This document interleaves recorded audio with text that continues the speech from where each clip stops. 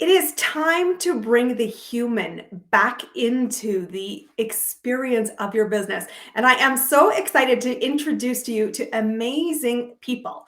And in this podcast, Amplify Your Marketing Message, today we're sitting down with Hunter Myers. She is an amazing both graphics designer, interior designer, and someone who's going to help talk to us about the human journey. I'm really excited to sit down today to talk about how to get to know your customer at a human level. So bring back the humans. Oh my God, please, please, please. Welcome, welcome, welcome, Hunter, to our program. Thank you for being our guest today.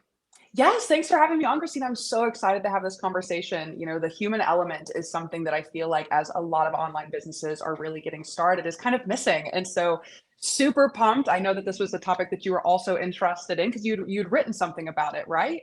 I had, because I see everywhere the buzz about AI and automation. And it's not to say that those aren't important things. However, they're not the only things. And truly, if you're going to distinguish yourself in the world of business and you're going to want to choose who you play with and create more fun in your business, that really comes down to a human and not a bot. So, welcome to the show. I want to talk to us. How do you start to build trust online, and why is being a human a non-negotiable in your opinion? Yeah. So some of the things I tell people a lot of the time is to build trust. I mean, again, online, we're seeing a lot of people who maybe aren't as real as we'd like, or we're seeing things that we're comparing ourselves to. So first and foremost, and I know we say it all the time, but showing up authentically is really, really important. Thinking about the human that you are trying to connect with on the other side of the screen, and really have them top of mind when you are creating content, when you're writing copy, when you are building a brand. To build that trust, you have to understand who the person is first so that you know what they need to see in order to trust you. This, I think, is so fascinating because honestly, the number of times I get involved as a business mentor or even as a consultant where I get brought in, they say something's not working. We're not converting clients. We're not seeing business growth, or we're not, even more importantly, staying ahead of attrition, where we're graduating clients into the solution. And then, what comes next? The biggest surprise to me is that most businesses have no clue, or not enough of a clue, of who they're actually serving and what motivates them, what feels important to them. And they say, don't guess, go talk to somebody. Yes. It's not more complicated than that. But if you don't know who they are, you have got a really dangerous roll of the dice that you're going to attract the right people into your space. Would you agree? Exactly. I agree 100%. Knowing who your buyer is one of the most important parts of developing your business and your marketing. I tell people all the time, if you don't have a buyer, you just have a hobby. And the really, really important thing there is knowing what that buyer needs to see, what they need to hear, what they need to especially feel Hmm. in order to then become your buyer. And because we are feeling, and not everyone, jumps in and lives their emotions out loud or right from the very first moment. What do you recommend when you're working with people, when you're, putting content out yourself? Where do you start? Yeah, so I really feel like a lot of this goes back to, I mean, we're talking before we even start to create anything. I tell people you need to look at your buyer as a romantic partner. So you are going to essentially date your buyer. So what do you do? What do you do in the process of that? Well, number one, you're going to ask them questions. I tell people that your brand is a marriage between your business and your buyers. And most people are not getting married before they speak to the person that they're trying to marry. And so get on the phone if you can, sit down. I created a mini course about this where really what you do is you can go online. So first we have demographics, right? So I tell people this is the kind of the what of your buyer. It's the basic information, super top level. And then from there, look in your network and see who you have in your network that you can get on the phone with who fits that what, so you can ask them questions to figure out the how and the why. And that's kind of that first part of the dating. You're figuring out, is first and foremost, is this person who they say they are? Are habits going to link up? Are motivations the same? I'm not trying to get into a long-term relationship with someone where my motivations and dreams are completely different from theirs. There's going to be clash throughout the process. And sometimes that clash isn't going to come up right off the bat. So really sitting down and diving deep into who these people are is going to tell you how you can then show up for them, whether that be content creation, like I said, or the messaging, or even a full on brand in general, to attract them, to then make them feel comfortable and safe. Because remember, you're not the only person dating here. They're also dating you. And there are plenty of fish in the sea right now, especially in the market that we currently have. I mean, your product or service is not the only version of your product or service. Like, there Mhm. are plenty of other people out there who sell a very similar product or service. And so your ability to connect with that buyer is what is going to turn them into that long-term happy marriage, that happy relationship, the person that stays there with you over time. What I love, and it's certainly true because many people that I service are creatives. They're looking for long-term support. We're looking at recurring revenue as a business model. And I say, if you don't go into this thinking long-term, we have a fundamental problem. One, you're Mhm. not in the right room because you're not somebody I will likely want to partner and work with. And I say, when you're looking long-term, recognize two things: that you can't rush the process. Yeah, I love that you're saying both sides are evaluating, do I want to play long term? And once the, first romantic buzz wears off, are we committed to the same things? Do we have the same value? Do we have safety and trust in this relationship? And remember, when someone chooses to invest in your services, the first thing they're doing is making a declaration: I trust you to be the guide to help me. And so often, we as business owners, especially service based individuals, say, you know what? My first thing I want to do with you is get you on a discovery call. I'm like, stop that. Because that feels like going right past dating to marriage. It's like, I don't know if I want to do that. But if you approach this as a long-term vision, a constant assessment of, are we a good Mm, match, and saying, let me take you through several get to know you stages, chances are you're going to have more effective results. And I love the exactly. fact that you're saying, hey, marriage is a journey. What's important for the long-term success is evolve. Mhm.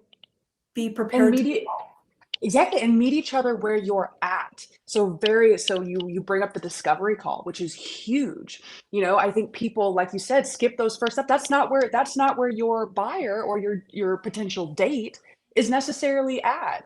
They're not ready to come home and meet your parents if they've not talked to you before. That's not the step we're at. You can't just jump there. They're gonna run away. And so I think that's such a brilliant point that's often overlooked and something that's kind of sold in a lot of other kind of systems and processes that people Mhm. talk about, is this idea of, oh, just get them on the call, get them on the call. But before you can do that, just like you said, you have to get them primed and ready to feel comfortable enough to get on the phone with Yeah. you.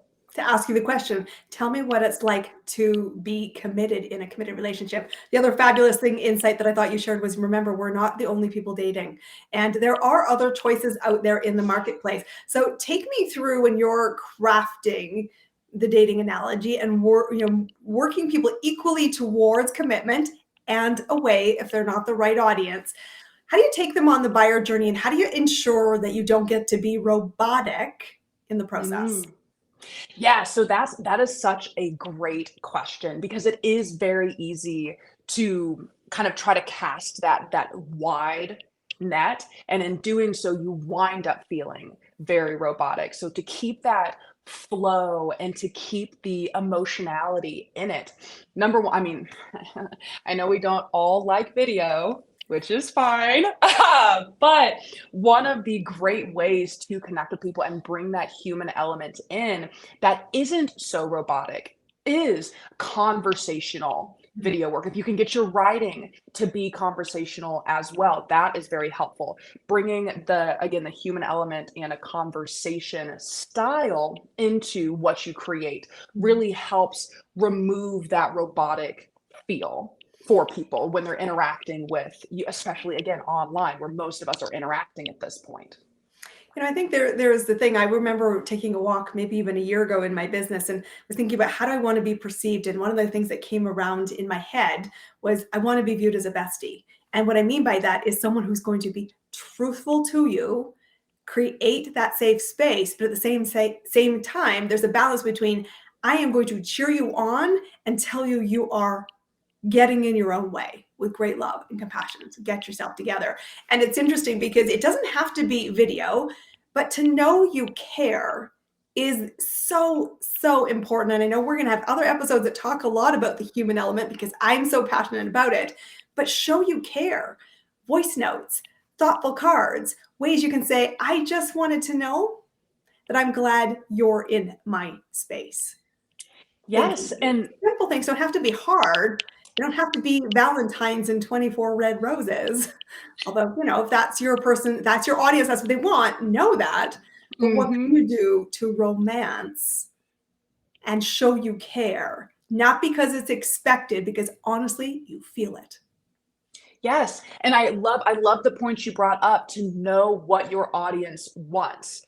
Because again, you could deliver the 24 roses and the really sappy card and that not be what your audience is looking for. And that could be the thing that honestly maybe turns them away as well. So spending time doing that, investigating and really learning them so you know how to show up and care for them is absolutely crucial in the branding and the marketing process. And I'm going to flip that conversation even further because what happens is this is about you wooing them. It's okay to have them woo you too, especially when, when I'm in the space of working with high ticket clients. I said, you can use a word, which I hate, so please don't, but if you do, okay, whatever. It's like apply. And I said, I want to talk about why are we a good fit? I want you to also at the same time, tell me why you're ready. Because if we're going to take the big step into marriage, and in my case, it's a commitment for a period of time because I said, we're not solving the world's challenge, in this case, creating a successful and thriving business in a nanosecond. We're going to walk through some things. I said, some days you're going to love me because I'm going to help you. And other days it's going to frustrate you because I'm like, hold you to the accountability piece because that is what you need in a bestie. And I think it's important to recognize that you too are equal to this partnership, not just going to become that, I'm going to say, self-giving, overly generous, overly doormat-like. No. That's not the encouragement here. This is a partnership where both sides are helping each other to be the very best that they can be. Yes, I love that. All right, so I want to know. I think these are awesome, guys. We really do need to bring the human back. How do you know when you are seeing success? How do you know how can you tell what's like one of the clues that we can do, or sometimes realize if we're off course and have a maybe bit of a human element to reset? Yeah, so I feel like one of the big things, and especially for me, is listening to your gut. Like if you're getting a lot of hesitation around something, especially around the way that you are communicating something, there's a good chance that that means that it's not aligning with your side of that partnership. Like there's something that's not aligning with you. And yes, the business is very much about your buyer, but it's also your business. So you have to make sure that you feel good showing up in it as well. And then look at how your audience is responding. Are they, putting in the comments, oh my gosh, this is really resonating with me, or oh my gosh, I'm so glad someone finally said this, or are you getting through with calls with clients and they're saying, oh my God, like this opened my eyes to something I hadn't thought about before. Like they will tell you a lot of the time, like you will get those nuggets and they will tell you. And if you're not getting that response, you can always reach out. Like I said, we're going to go back to that step one, reach out and ask people, contact your ideal buyers, contact the people that you are trying to date and ask them. One of the best parts of like a strong relationship is communication. And that same thing is true for your buyers and your business. It's okay to ask, like, hey, is this resonating with you? Or even ask, send a couple of things. Can you tell me which of these is hitting you closest, or which of these makes you feel, X, Y, and Z, whatever emotion you're trying to make them feel. And if none of them are, then go back to the drawing board. I mean, business, I tell people all the time, this is just a giant science experiment. Okay, we're just testing hypotheses, we're showing up, we're doing our little experiment, we're seeing what works, we're getting rid of what doesn't, and we're going up and trying it again. And so just be okay with that. Dating's the same thing. You're learning this other person. Some things are going to be great. Some things you're both going to be like, well, hot damn, I probably shouldn't have done that. So let's circle back and try Let's talk again. about it. What happened? Exactly. Exactly. So just be open to the communication with yourself, but also communication with your audience and your ideal buyers. And that's why one of the most important things I know I do in my business, and you've seen some of my clients here on this podcast already, and you'll see more down the road. I always take time regularly to hold in stillness. Are you getting what you need? Do you feel supported? What is missing? Or what is maybe at the wrong pace, so that ultimately we stay in sync, which is the essential of a strong long-term friendship and marriage. And when you know it's working, you're right. You hear it, because I have clients that say, I just want you to know I'm staying long-term.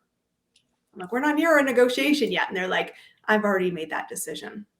That's what you want. That's what it looks like. It has been fantastic. I love this conversation so much because it's so up my alley in terms of what I want us to be showing up, because this is truly how we will amplify our business. It's how we will also separate ourselves from the sea of sameness. So I want to know, because you are a business owner in your own independent right, regardless of the things you're doing to serve other clients. I talk about with amplifying what's working right now. And I want to know, what is working for you as a business owner right now in this moment, in this season, to create success on your journey? Yeah, so at this point in my business, I am in the process of separating myself from solopreneur into more of that CEO mindset. And so a lot of what's been working for me is actually a lot of just self-discovery. I kind of stumbled into, I tell people I like tripped and face planted into entrepreneurship. This is not what my plan was. I was a graphic designer prior to this, and so I was like, oh, like I'll just be a graphic designer and then add these extra hats. But after really sitting down and reflecting on what skills I really have and like what my strengths are versus what my weaknesses are, I was able to see a lot of the areas in which I was actually holding myself back in my business, and what I can now do to start handing, and that's the key, handing some of those weaknesses off to someone else. Right now, it's just starting with like a template, which sounds small. It sounds small, but learning to let go of having to do it all myself is absolutely the phase of this journey that I am in. And it's something that has opened doors for, this next sprint and marathon within the business, but also the life that I'm building for myself. So So love that. really, yeah, just reflect, find what works for you. Really sit down with your why too. Guys, I started this business about 3 years ago. My why has changed Mhm. over the last 3 years. And when I first started, I thought, oh well, it's just gonna be the same, right? We do this once, we're good. No, no, No. this is something that you have to do, right? Right. Like a business is like a growing child.